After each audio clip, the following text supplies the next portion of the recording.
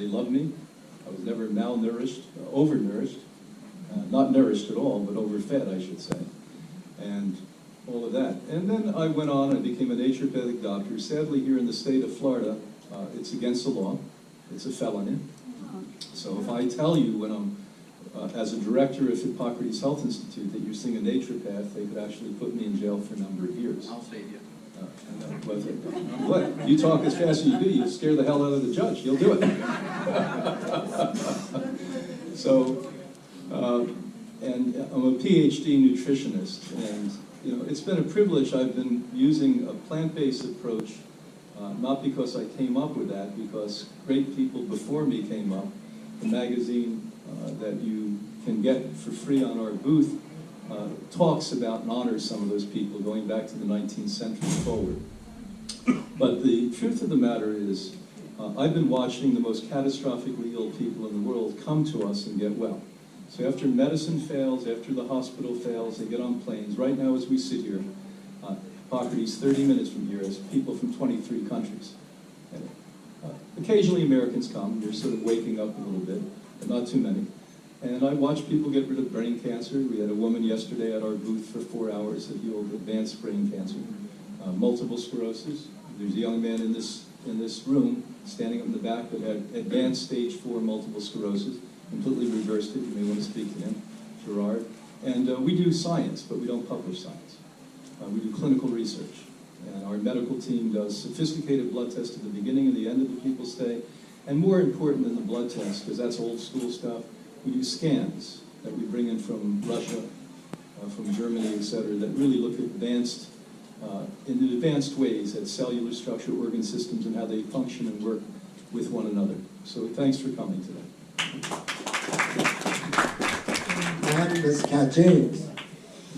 Hi there. I wrote a book called The Truth About Beauty, and I wrote that book after giving up 2 incredible careers because something happened to me, and the more years that I waited, no one was talking about it, and it was at the dawn of the fat-free era.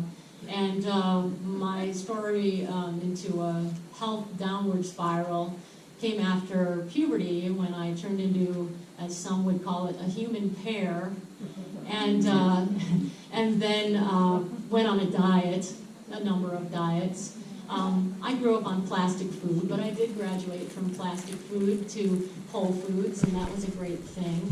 But I ran into some serious health problems because I developed this eating disorder. For me, it came as a result of fasting. And there's an interesting alternative to fasting, by the way, fat fasting, which is going to become a new huge thing, fasting mimicry, which doesn't ruin your thyroid and doesn't cause disordered eating like it happens in animal studies. So anyway, but I wouldn't know that until years and years later.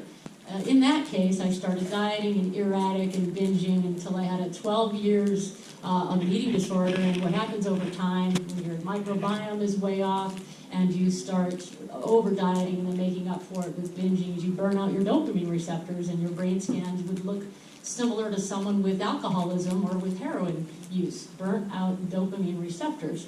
I didn't know that. But my liver started to fail. And after I, luckily, long story short, and I'll talk about this at 5 o'clock when I do my talk, I fixed it. I couldn't believe it, and I couldn't believe natural things worked, but I fixed my very severely failing liver. And then I had just, I'll never forget it, this fleeting moment of freedom from thoughts of food, from depression, from the palpable shame and anxiety that I thought was in my head. And I had about a 4-hour stretch that felt very foreign to me. So I set out for 1.5 years to make that feeling last 24/7. At the tipping point of 1.5 years, something happened literally overnight, and I wouldn't know until 14 years later from the foremost clinical expert on the hormone leptin that I'd harnessed the hormone leptin and was doing that in other people consistently with a set of about 5 symptoms. Massive appetite drop-off, just stunning, just surreal to someone who was a bottomless pit the way that I was. And sleep, deep all of a sudden. Mental clarity, massive energy, unbelievable, no more ups and downs, no more jacking yourself up. And metabolically, I was working the way nature intended for the first time in my life. And I have had that happen in many catastrophic illnesses, and the science caught up with me. The hormone was discovered 4 years after I harnessed it. And 8,000 studies later, you can look up leptin and cancer, leptin and Alzheimer's, leptin and autoimmune. Speaking of MS, amazing things that we've seen. 8 types of cancers mitigated if you resensitize to the hormone leptin. And so that's something that I am now, according to that clinical foremost expert, doing something no one else in the world is doing. And it's 93 retreats and 40 online classes is the only way that you can understand how it's not the same prescription for what I call a Tarzan type person as it is for a person who's very severely metabolically challenged, which is making up almost the majority of the country right now, and they have a different prescription. Thank you. And now this beautiful woman was a beautiful fat woman. Oh, you were beautiful when you were fat too? I didn't think so. My mother picked it. Okay, Roland Thomas. Happy birthday. I'm 69, bordering 70, but I met Mark when I was 14, I think. He was 16, when he was a yogi in Montreal at the first yoga center in America. Who was our yogi? Sivananda? Swami Shivananda. Swami Shivananda. And we didn't really meet, but he was at the same retreat center. And I had been brought there by my first girlfriend's mother because she didn't want to leave us alone.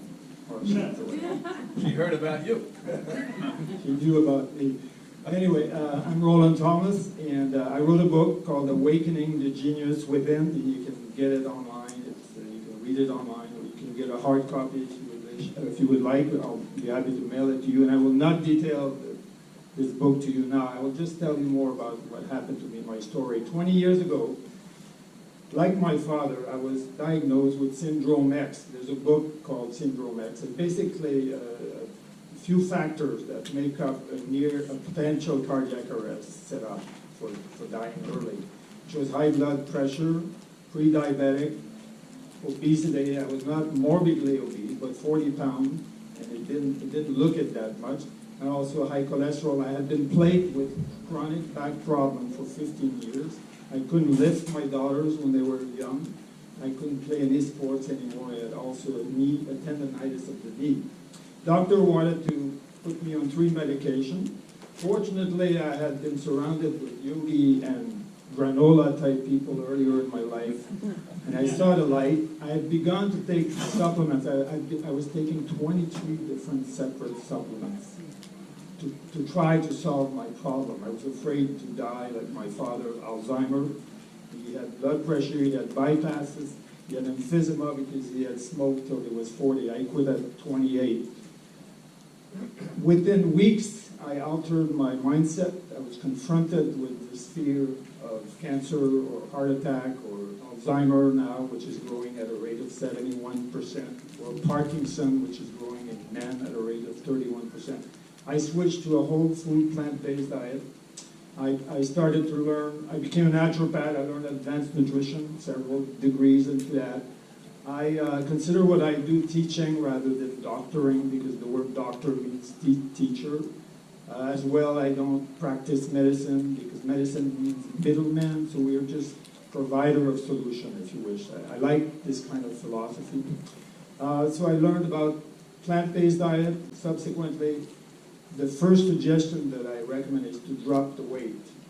The weight has become #1 preventable cause of the top 6 killer in America. It surpassed tobacco smoking this year, in 2016.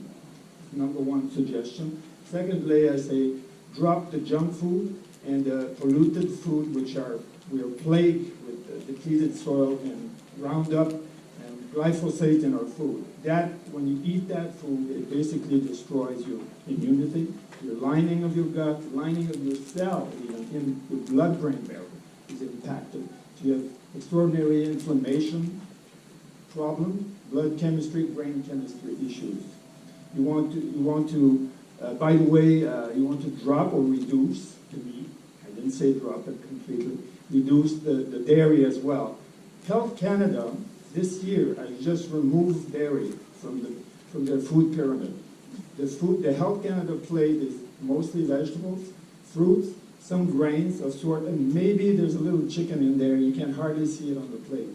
It is phenomenal that this can happen. The farmers are not happy. They're recommending water as a solution. Subsequently, I learned a lot about superfood. That used to be my, if you wish, my expertise. Superfood is not rocket science. There are many types of superfood, mushrooms or seeds or leafy greens. For example, did you know We'll that? go into that a little bit. Or we'll do another path. So that's it for me. So there's no cow mucus in Canada? Pardon me? Okay, Peter I'm sorry, I Goodgold. missed that. Come on, give it to me. Hi, I'm Peter Goodgold. I am not a doctor. I just am a human being having an experience that I'd like to share. It was 1970, January 1st. I made a decision to give up all animal protein. I didn't do it for health reasons. I did it more for spiritual reasons. I wanted to raise my consciousness. I was into yoga. One of my yogi instructors is Swami Satchidananda, maybe you know his name. So that changed my whole thinking process, and I decided that I needed to be with more like-minded people. So I moved to California, where it seemed to be more people living this lifestyle. In 1970, 71, created the Pyramid Raw Food Restaurant in Santa Monica.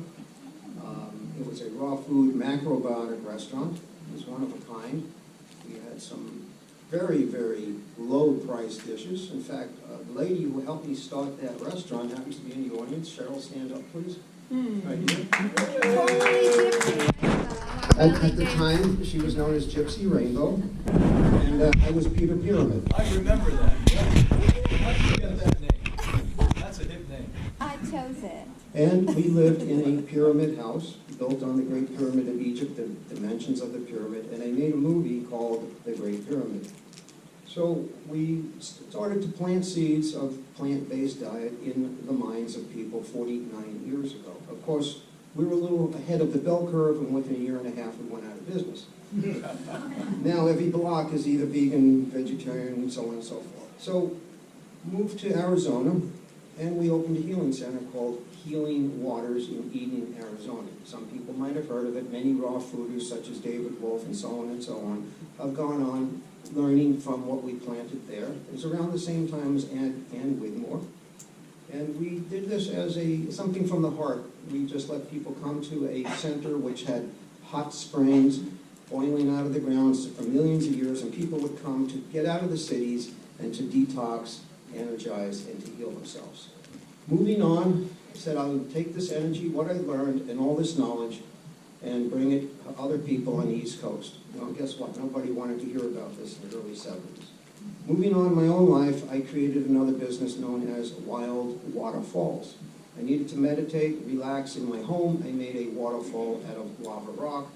I met Mark, did some of his trade shows. Those little tabletop waterfalls were such a success, I ended up on heavy shopping networks such as QVC, Home Shopping, Shop at Home, Panda Network, and created something the whole world has seen. Now, in And 2019. 15 years ago, I got into, 18 years ago, Water Works for You. You might have seen my booth. I'm kind of like the Johnny Appleseed of the water ionizer movement. But within the last 2 years, I've devoted all my energies to creating a new product that produces molecular hydrogen. Now, when I started drinking ionized alkaline water, I weighed 177 pounds, even though I was a vegetarian. When I drank ionized alkaline water, it went down to 150. Since I've been drinking the hydrogen water, I weighed 127. And I'm doing something and I'm experimenting because I was having some issues with my tissues a few weeks ago, and Mark knows about this. I couldn't drive, I could hardly walk, I had a lot of issues. And I said, you know, good time to do a water fast with molecular hydrogen, no food. So I did a 7-day water fast. It was supposed to be 21 days, but I wanted to come to this show. So I stopped the fast, and guess what? The issues with my tissues are gone. Body will heal itself when you stop eating. It goes into a healing mode. People are so afraid that they're not going to have the energy from eating. Fasting, raw foods, good water is amazing. You are what you eat, what you drink, and what you think. thoughts can be alkaline and thoughts could be acidic. When you see somebody, please smile at them. When you smile, you're alkalizing your bloodstream, and you're also lifting your consciousness. So laughter, maybe it really is the best medicine. Enough said. Yeah, and it's true. So Peter said, Mark, I can't come to this expo. He said, and probably not New York either. And he was diagnosed with a disease called MG. He thought he was kidding. And so I Googled MG. And I said, wow, it's heavy stuff. Couldn't get out of bed, couldn't see, couldn't this, blah, blah, blah. And yesterday, he actually said, Mark, I still have this double vision. He goes, except when I go like this. I said, put scotch tape. And I was serious. I said, put scotch tape on the lid, pick it up. I don't have double He vision. said, today, he said, Mark, I don't have double vision. It's the first time both. And I attribute that to molecular hydrogen, water, and fasting. Yesterday you got 2 for the price of 1. That's right. Especially when the girls are pretty, it's twice as good. Paula? Oh, Carol. Carolyn. Carolyn. Hello, I'm Carolyn, and it's an honor to speak here today. I come from Puerto Rico, and Puerto Rico is doing very good. Just to clear anybody, you know, the island is great. You would not have known. You would not know going there that there was a hurricane that destroyed it, you know. But, you know, we did get wiped out all, you know, I couldn't actually live there for a couple months because there was no fruit and vegetables. All the papayas got blown off the trees, no coconuts, the greens. Our greenhouse got destroyed, but we did well. We were on the west coast, so we didn't get hit as bad. But I don't think a lot of people know we even exist. So I'm coming to these expos the last few years, and Pamela's another woman that comes in New York, and just to make sure everyone knows that, you know, in 1990 she opened this place in Puerto Rico. It's a sweet little humble place that follows exactly what she did at her Hippocrates in Boston, with some more green juice, some little added stuff. Who was she? Ann Wigmore. Oh. And she opened it, and her 2 students at the time, the 2 people who, when she died, were there, kept it running and kept it exactly the way we feel it should be, because we've been watching healing going on for so long. And she's not so, I think sometimes fasting's okay, but she was not hip to fasting because, I don't know if a lot of you know, she healed herself of colon cancer. So she was big into this microbiome and all this stuff with the colon that everyone's finally learning now. And she taught all that stuff in the 60s and 70s. So 50. we have to keep saying it, you know, because, and, you know, so fasting's okay, but I'm sure Kat will say too, you eventually do have to eat probably, unless you're living somewhere, I don't know, like a monkey up in a mountain, I don't know, but when it comes down to finally eating, this is where it's really important to know what to eat when you come off that fast. Or, you know, it's really important what you put in your body when there's this emptiness, right? I became a colon therapist when I went there, which I never thought. I have a psychology background, I'm a master's in psych. I went there to learn about changing my own body, mind, and spirit, like a lot of these people.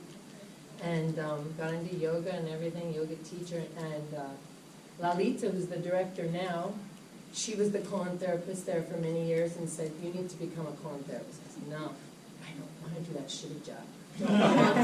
Literally. Literally. And then, Shit, you gotta go through. but you know what? Shit happens. I was talking before, we need to talk about poop. We need to talk about how we poop. We need to really, I call it like a poop revolution, not a sexual revolution. We need to be able to talk about things. Because, you know, it's very hard when women or men are constipated or having a problem. They don't have anyone, they don't talk about it. It's constipation here too, right? So Not in Florida. it's really, well, no, I see it in Florida too. There's a lot of energy in Florida. It's really crowded here, right? For me, I'm overstimulated here, and I have to go like in the trees and like. Up to New York. We don't have a... No, I'm done. I'm from New York. I'm done with New York. I live in Puerto Rico, but we're a very humble, sweet institute. We teach classes on how to ferment your food, how to make seed cheese, how to rejuvenate, how to love yourself again, how to reconnect. Go down the ocean, put your feet in the water, and you're grounding. You don't need all this. You don't need to spend hundreds of dollars on mats and all that stuff when you have nature all around you. Right?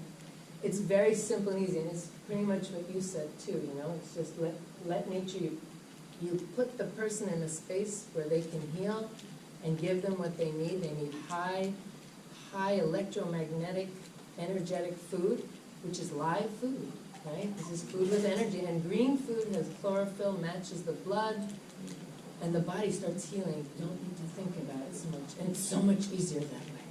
When you start thinking about all this stuff, it can get really complicated and make people very confused, and it's much easier to go with your own heart and trust your heart and nature and just follow a basic idea of eating what was put by God, or whatever you want to call it, on the earth for you, right? You might need to make it easier to digest, right? Because certain things aren't so easy, but there's a way to heal yourself, and it starts from within, right? So that's it. Thank you. Okay, so we have a panel here, and a big reason I love this panel is because of controversy. And controversy is the only way that you can really learn something. I don't believe that. Really. So what we have here is we have a Joe Wallach, who, say it again? Oh. So Joe Wallach, who has a certain philosophy, Kat James, who has a certain philosophy, and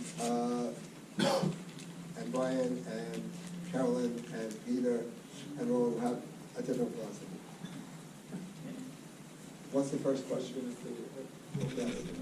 The British Journal just a week ago said that 3 billion people are malnourished and undernourished, and we're going to have to reduce the meat and sugar consumption and to save the planet. I'm an agricultural scientist, and I've seen our farms just ruin soil, perfectly fertile soil with petrochemicals and anhydrous ammonia they're put in there, contaminating waters, and I don't see any real hope coming, because I'd have to go to Bayer, my colleagues, or I'd have to go to Monsanto and say, hey, we have an unsustainable agricultural system, and we got to make changes. Do you think that Bayer or Monsanto is going to listen to us? We don't have a chance.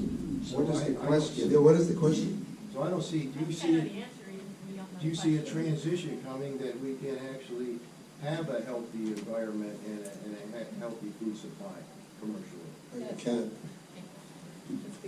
We have to start with accurate statistics too. So the greenhouse contribution of meat, they actually included deforestation in the logging industry. It's a pretty gross error. So it's about half of what they're saying, and yet they're conflating industrialized meat with grass-fed, which is a net positive. One thing that roaming animals do, and there's even a person producing lab-grown meat who says his life mission now is to stop all roaming animals. I know that you know that's foolish. The wildebeest, all ruminants, for example, have made the planet thrive. And this is how we get our topsoil. This is how we turn desert into growable land. This is how we distribute methanotrophs, which are the bacteria from the dung of ruminating animals that do nothing but eat methane. So people need to understand, don't conflate grass-fed or pastured farming. Alan Savory, who did an amazing TED Talk, was considered one of the top soil biologists, was sent to Africa. He was completely against animals. He regrets to this day having many, many animals killed in Africa, thinking it was going to produce a good result. And so he regrets it to this day and is teaching in 29 countries responsible management, land management, which is roaming animals. Now what they do is they make it so that one ox can clear a whole acre of land in one day, the way that happened in the olden days, because there is no aerating the soil, there's no soil diversity of the microorganisms, there is no deep root systems, there's no water catchment in the soil, so you just have erosion, and everything we call what makes the land desolate is reversed with roaming animals, and that's the key. So if the animals... love roaming animals. Yes, so the roaming animals, hold on a second. So they doubled the stats, and don't think the UN or anyone who would propose to tell us what to eat, they're the same people that are proposing some pretty disastrous health things for human health. So please don't think that they are the purveyors of flawless science, and we don't have that yet. Thank you. Now, is there anyone else that wants to comment on that before? Yeah, I would like this. Brian, go ahead. So the question you asked specifically is about what's going on today, not philosophy. Is that true? Well, and what you can see for the immediate future, He asked because if we we have. have Okay, hope. so we'll talk about it. So what was just discussed is philosophy. What is happening today is real. So the scientists that are in an upcoming film that's going to expose this deeply, out of Oxford, out of Cambridge, out of Stanford, out of Harvard, out of Yale, we've been part of that film for 3 years making it. It's funded by Branson from Virgin and James Cameron, and you'll be able to see this in 2020. We already have 400 million people signed up in the eastern part of the world that will see it in movie theaters. So now let's give you real statistics and real data. What's it going to be called? Okay, the new paradigm. The new paradigm. Yes. So here's what is going on.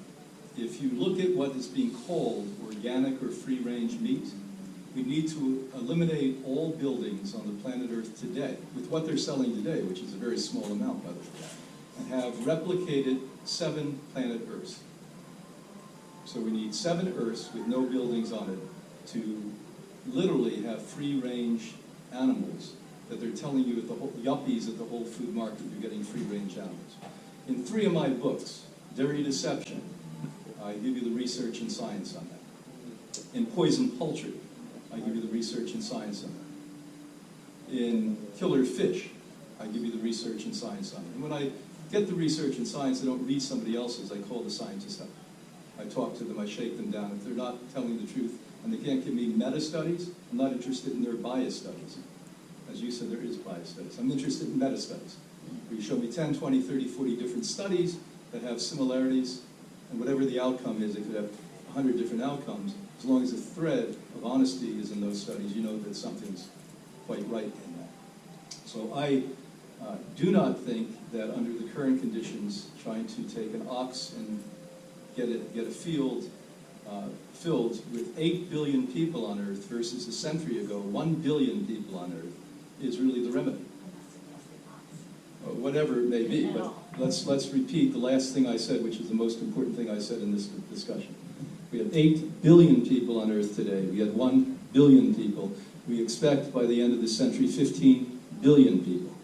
And it is not sustainable to continue to grow animals, eat animals, and et cetera. And if you can thrive and flourish without that, why do it?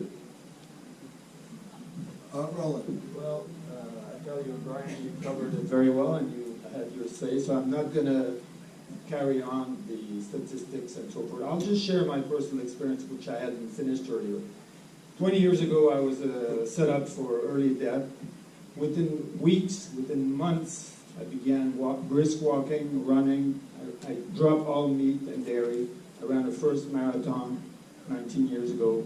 I'm 70 years old. I still run marathon.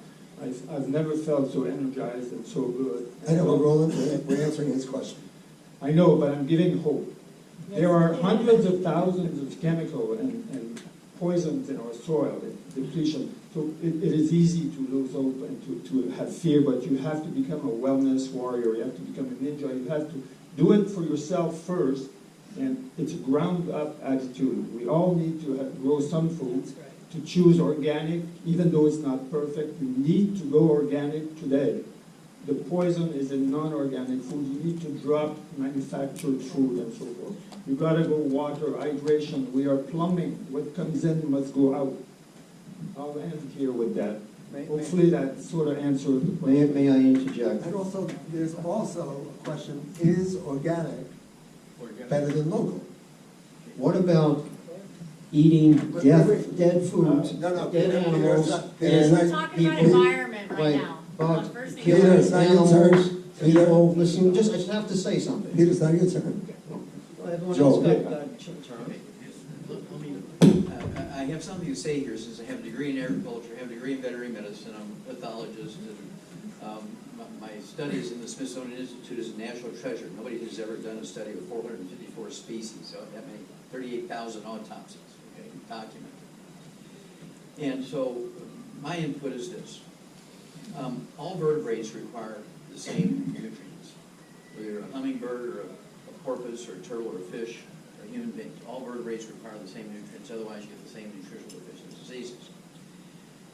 Everybody knows carbon dioxide is going up in the atmosphere, and it has nothing to do with production. It's not that we're producing too much carbon dioxide, we're not consuming enough carbon dioxide. What organisms consume carbon dioxide? Plants. Okay?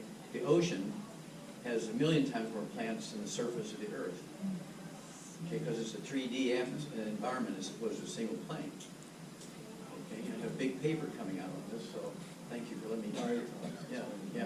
And so we're talking about organisms in the oceans that are little plants, whether it's bacteria, diatoms, we're talking about amoeba, they're animals, we're talking about algae, you're talking about kelp farms and forests and things like that. They consume carbon dioxide. Now the reason why they're not consuming the carbon dioxide is they've all died off. We know exactly why they died off because I've done the research on it. I've countered with all the 5 extinctions of the Earth here, and done autopsy of the Earth 5 times. And here's what happened. We have 1 million hydroelectric plants. They dammed up all 1 billion hydroelectric plants. They have dammed off all of the navigable rivers. Listen up. Did you say billion? Billion. Wow, that's a billion. I mean, there's some little ones on farms and the big ones for cities, right? And what happened was, we cut off, I was quiet when you were talking. So we cut off the food supply to the little plants that consume the carbon dioxide. That's why the carbon dioxide is going up. And so the Great Barrier Reef, had 2 sources of food. One was the rivers running off of Queensland, which is the northeastern part of Australia. The second part was from New Guinea. All the rivers from New Guinea are famous for the volcanic eruptions and all that kind of stuff, and all that ash and everything going into the water fed the Great Barrier Reef.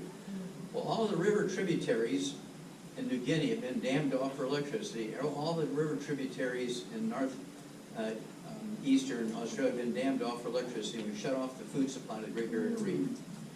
So we've developed a food for reefs to feed the little organisms that the reef polyps feed on, and watch what happens in the news in the next year, because we are going to rebuild all the reefs, we're going to rebuild the ocean, we're going to rebuild the environment, and it's all because of understanding where the carbon dioxide was coming from. It wasn't that we're driving too much, it's not because we have too many cars.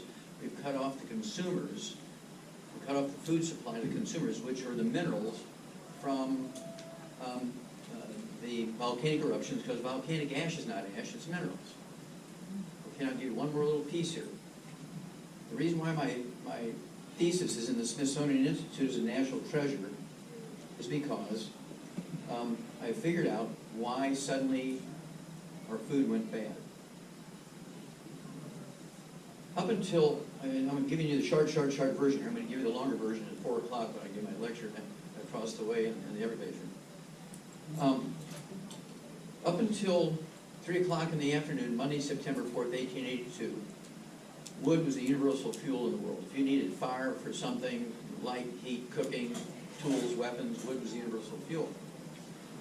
At 3 o'clock in the afternoon, Monday, September 4th, Thomas Edison pulled the switch on the first commercial electric generator plant and lit up 50 small businesses on Pearl Street, New York. There's a museum 50 times bigger than this room at that site, actually devoted to that event. And here's what happened. In the next 10 years, every town, municipality, and city in the industrialized world converted from wood as the universal fuel to electricity. 2 questions will give you the answers to all these questions you have raised. And that's this. Number one question is, how many wood ashes are left over when you fuel your home with electricity? None. 0, zippo. Question number 2, where did people get their nutritional minerals from after we went to electricity? Because wood ash was not ash. It's 99% that powder is minerals, was left when you burnt the wood. We put the minerals in the gardens, and the corn and the beans and the carrots and tomatoes, beets, all sucked up the minerals. We ate those foods, we got our minerals. Farmers used to be the healthiest people on earth because we were putting the wood ashes into the garden. when we went to electricity, they came out with commercial fertilizers because there's no more ash or minerals to fertilize the gardens. And that started our problem. And so we came up with a program, and this is again based on 38,000 autopsies of over 454 species of animals. All vertebrates require 90 essential nutrients, and no matter what approach you take, there's many, what is it they used to say, all roads lead to Rome? And so there's not a single way that's the only way. You can be a vegetarian, you can be a vegan, you can be a mediator. There's all kinds of ways to get there. But human beings have the capacity to live to be 1,000 years old. Methuselah did it, 969, right? People live to be 200 all the time in the blue zones. There's 19 blue zones around the world. There are third world countries with no electricity. There are third world cultures with no electricity. Is that one of the commonalities? Yes, that is the I commonality. didn't know that. Yeah. That's interesting. Yeah, well, read my book, Epigenetics. Well, that's what I'm considered one of the two fathers, along with Bruce Lipton, of the science of epigenetics. And so anyway, one last word here, and then I'll turn it over to Mark. And that is, if you supplement with the 90 essential nutrients, your need to consume large, vast volumes of food is reduced, because the reason why you consume food is not for calories, that's BS. Okay? You're consuming food for the 90 essential nutrients, 60 minerals, 16 vitamins, 12 acids, 3 fatty acids. They're required to heal and regrow your liver. They're required to heal and regrow your cartilage. They're required to prevent reverse Alzheimer's disease. I take people who have Alzheimer's disease, been in a coma for 8 years being fed with a G-tube, and I put them my 90 essential nutrients through their G-tube. In 5 days, they get up and go back to work. It's that simple. But we require those 90 essential nutrients, and we have what we call secret sauces for 900 different diseases that are all preventable.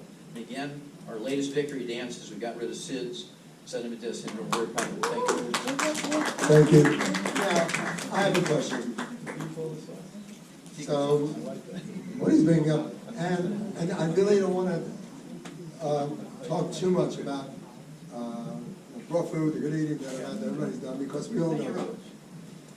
So the question that I have... Let's just keep the hope, though, No, because that's the one thing. Okay, but the question I have is, if we're eating the minerals and the vitamins, what foods give the most minerals and vitamins in a syllable form to us? Who wants to answer that? I'll start.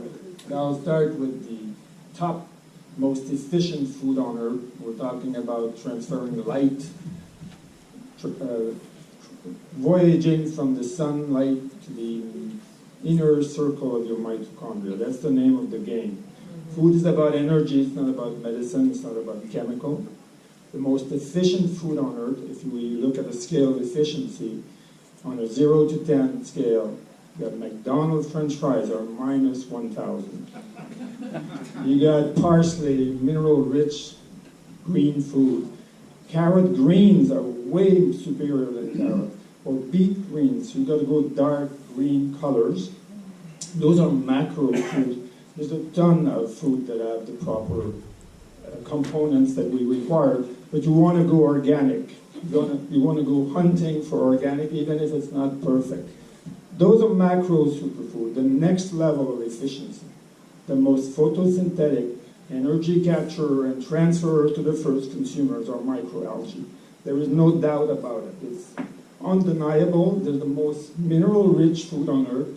Ounce for ounce, 1 gram of a proper blend of algae can raise an elephant. Energy, mood, and longevity per day added to its regular diet. The spirulina, the blue-green algae, there's several. The red algae, you want to look at those. You don't want to capitalize on just one. You want to mix and match several, just like your gross food. You want to have different colors and multiple varieties of food, diversity.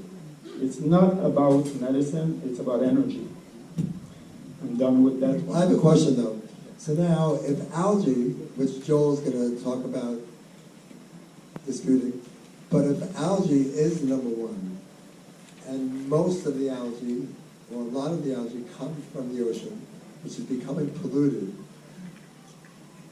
what does that say about the algae? Let me tell you a quick story. Algae, once upon a time, there was a big bang, according to that theory.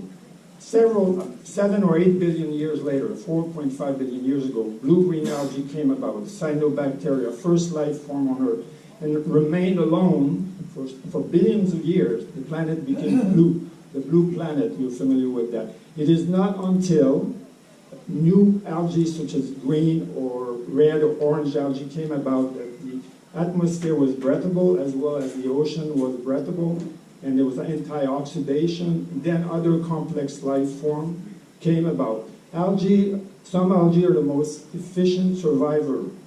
When will be long gone and algae will be covering the planet. They are the foundation of oxygen that we breathe. They are the bottom of the food chain, yet they are the most efficient energy provider to the creator and provider to the first consumer. Why don't you ask the group if they know what you're talking about? If they know what algae is? Well, some people do, I think. I've spoken to many people this weekend. Okay, a show of hands. Anybody know what spirulina is? Blue-green algae, or algae. Now, algae has a bad rap, like scum, but there's also macroalgae, like kelp. It's very different animal than microalgae, seaweeds. They're good too, but the microscopic ones are the most efficient in terms of size. Okay, first of all, I'll say algae is a plant, it's not an animal. Okay, it's a plant. Doesn't Are we sure of that? Yes, We positive? yes. Okay, and so dark green, and it does not say minerals. Dark green says what? Chlorophyll. Beta carotene. You could have some magnesium in there because of the chlorophyll, right? Manganese. Magnesium. Center molecule of chlorophyll is manganese. Some algae have all known trace. Yeah. Okay, but the algae have trace minerals in them only because it's in the environment in which they grow. Plants only need three elements from the water or the soil to make good seeds for the next generation or to be able to duplicate. All vertebrates, including human beings, require 60 elements from the soil. Okay, and if you think you can fool yourself, just eat algae and get everything you need, you're living in la-la land. Okay? And you don't want to wind up on my table. I do autopsies, okay? Test how much algae. Can I just state that? So Roland, are you saying that we can live on just algae? No, just say yes or no. I don't want to I start. never said that. You heard me saying multiple of macro, superfood, microscopic So that's the food, variety, diversity, and look around and eat a lot of, but not too much food. He said it had the most nourishment.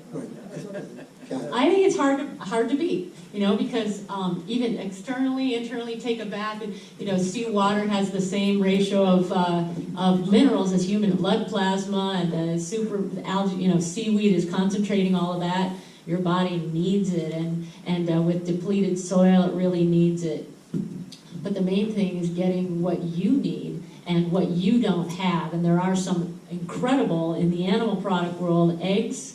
And yeah, there are some products with contamination. Know your farmer, get it from something where you know it's grass-fed, which is, by the way, grassland, second only to oceans as a potential massive carbon sink, because it is a carbon sink, like it's incredible. And so raw meat, grass-fed, has everything the grass had in it. It has CLA, it has the beta-carotene, all the carotenoids in the grass, all the minerals in the grass, all the totally different animal than industrialized meat. And please, don't guilt people for eating meat. Guilt the people producing industrialized meat. The pressure needs to go directly to the restaurants that serve it, the stores that carry it, and the people who produce it. And I'm just going to continue with what I was going to say. Now, eggs, if you don't have phospholipids going, where are you going to get your real phospholipids? And yes, you can eat some marigolds. Have a marigold salad if you want to get your lutein and your zeaxanthin, which is going to make up the pigments that are protecting you from blue light in your eyes. But honestly, and if you do grass-fed meat, which again is absolutely net positive on the environment, and if roaming animals are not a problem ever.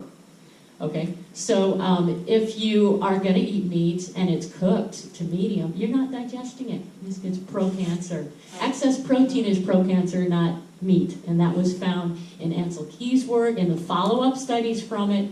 The follow-up studies show that even excess plant protein causes problems. So I'm going to act a little naive here. Are we suggesting that the meat receives nutrition from some other source than plants? You have beta carotene in the grass-fed products. No, for no, animals that are grass. Answer the But you question. don't have it in industrial. But answer the question. So where does all nutrition come from? Plants. Is that, anyone disagree? You disagree with that? Where does the plants get its energy Soil from? and sun. The sun. What is the sun made out of? Sun. Hydrogen. Thank You need you. the soil. No, the sun is not made out of hydrogen. It's made out of 115 elements called the periodic table. Stars are formed out of hydrogen gas. That's a fact. So let's go back 13.5 billion years ago. Hydrogen and helium manifested 113 other elements that this gentleman understands better than I ever knew he did. And by the way, you're made up of those 115 elements called the periodic table. But to get back to the answer that I've been searching for, does the meat, including you and I, meat, not get nutrients originally from plants? Now go ahead and answer. Let me just quickly answer that. First of all, organic doesn't mean more nutrition. It just means less pollution. Look at the Stanford study. Yeah, well, there you go, exactly. This is extremely well documented. See, many pollutants last 1,000 years. But just to be certified organic requires no sprays in the soil for 3 years. What about the other 997 years that stuff's been laying there? And so, organic, I have people say, well, I'm not going to supplement, I eat organic. BAM! You're dead. He does that every time. He does that every year. The basic nutrition for plants and for vertebrate animals and insects is the minerals, okay? If you look at the top 20 longevity cultures in the blue zones, they're all third world cultures except one. There's only one out of the 20 that's the first one, Loma Linda, and that's because they insist Loma Linda, the Seventh-day Adventists, they require their members to supplement heavily. They require their members to supplement heavily. Okay, that's why they live so long. They're number 5. The other 19 are all third world cultures who live in places they cannot grow wheat because the growing season is only like 3 weeks. They all live above 14,000 foot elevation, okay? But they all have glacial water, which is their source of minerals, okay, for their animals and for their plants. But they can't grow hard grains like wheat, barley, and oats because they require 90 days of growing season, not 15. And so they could never grow that stuff. They avoided it, and so they live on nothing but, lamb, and they trade lamb, they trade lamb for berries and stuff like that. Maybe, Lamb for love. Yeah, lamb for love. But anyway, they live a long time because they're getting these mineral nutrients by irrigating with this glacial milk, they call it. Okay? It goes back to the biblical days, the land flowing with milk and honey. It wasn't milk that was flowing, it was this water that looked like milk because it had so many minerals in it. Any other questions? Animal stuff, animal dung, and dead animals are feeding the soil. You've got to have It's the returning life it. cycle, Well, it's a right? cycle. The return. Exactly. And someone who would set out and wanted to have their own garden is going to find out it's awfully hard to be able to grow something without getting that material. So you can eat just the vegetables, you don't have to eat the animals. If you don't need fat-soluble vitamins, if your brain is doing great without any cholesterol, if you don't need vitamin D3, if you don't need vitamin K2, if you have enough B12, and it's very hard to even with spirulina and the microalgae to get it. If you have no addictions, no problem sleeping, no anxiety, we're talking 10 times the nutrient density. Not everybody's the same. Some people are different. And if someone is dying, like someone with gastroparesis, I worked with many of them who were working with the Mayo Clinic and being told, you're not ever going to gain your weight, you're going to die. Certain people need the nutrient density, and they haven't been getting exactly. Weston Price's work, going around the world, looking at all of the different people who had fully formed jaws and good dental and all of that. Yeah, so you said it because gastroparesis, okay, which is all kinds of pain and bloating and Yeah, stuff. they need raw meat. It's the only Yes. thing that can give them enough nutrient density. They can't even Gastroparesis do is soup. caused by osteoporosis of the skull, squeezing the vagus nerve as it's going through the tunnel. the tunnel is being closed because of the, squeezing the vagus nerve, you get gastroparesis, and the doctors want to cut your stomach out. Really what you need to do is take a formula to rebuild your bones, your skull returns to normal, releases the pressure on the vagus nerve, you don't have gastroparesis anymore. Does eating meat cure it? Okay, now meat itself can cause problems if you don't have a complete spectrum of the minerals, right? You have to have all. You don't need a lot. No, but here's the deal. We actually have a fertilizer which we sell commercially. We have it in the granule form, the liquid form. You have it. Yeah, I have it. I'm the only one that has it. It has 78 minerals in it. It's the only one with 78 minerals in it. We consistently grow 15-pound sweet potatoes. We grow 15-pound sweet potatoes. The whole city could eat off that. Well, that's why I speak at the United Nations, because we take this into the villages in Africa. I have awards from the United Nations that fill out there. Okay, now, one last thing.